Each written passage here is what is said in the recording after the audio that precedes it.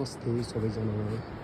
यो चाहिँ मन्जु नमस्ते होटल हो। एभरेस्ट रिजन जाने बाटोमा हो। यो चाहिँ एभरेस्ट रिजन जाने बाटोमै छ।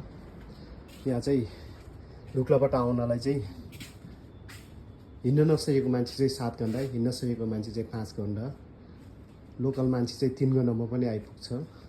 यो चाहिँ मन्जु नमस्ते होटल हो। यहाँ आउनलाई चाहिँ फाक्दिङमा नबसिकन यहाँ आयो भने चाहिँ तपाईँहरूलाई एकदम नाम्ची जानको लागि इजी हुन्छ। नाम्चीको उकालो चढ्नलाई चाहिँ तपाईँहरूलाई एकदम सजिलो हुन्छ। म चाहिँ विशेष गरी यहाँको रुम देखाउन जाँदैछु। यहाँको रुम चाहिँ यो चाहिँ कमन रुम भइसक्यो। यो चाहिँ कमन रुम हो। कमन रुम तपाईँहरूको लागि एकदम भ्यू एकदम मजाले नाइसली देख्छ।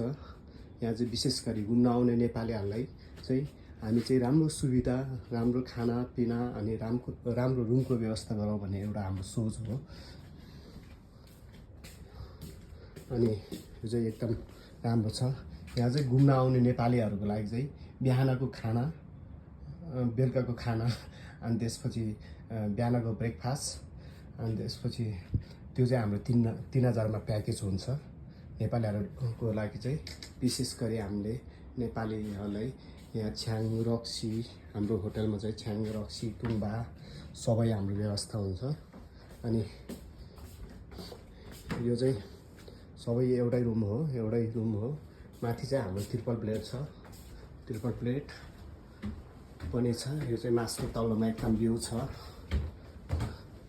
विशेष गरी ट्रिपल बेड पनि छ हाम्रो यहाँ।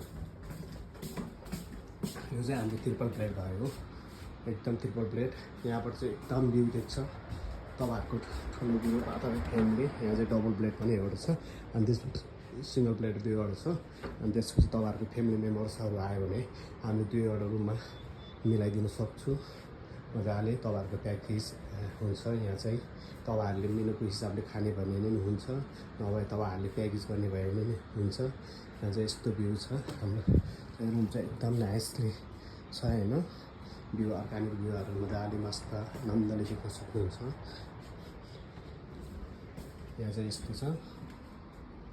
यहाँ चाहिँ हाम्रो तीनवटा रुमको लागि चाहिँ हाम्रो टोयलेट चाहिँ यही छ। हाम्रो तलको 7वटा रुमको लागि चाहिँ हाम्रो तल टोयलेट छुट्टै छ। फेरि तल चाहिँ सावर पनि छ, ग्यास सावर। हाम्रो यहाँ सोलर सावरको पनि व्यवस्था छ। तैपनि सोलर सावर कहिलेकाहीँ वेदरको कारणले तातो पानी नआयो भने यहाँ चाहिँ ग्यास सावर पनि राखेको छ हाम्रो। अनि त्यसपछि यहाँ चाहिँ 7वटा रुमको लागि टोयलेट चाहिँ यो हो।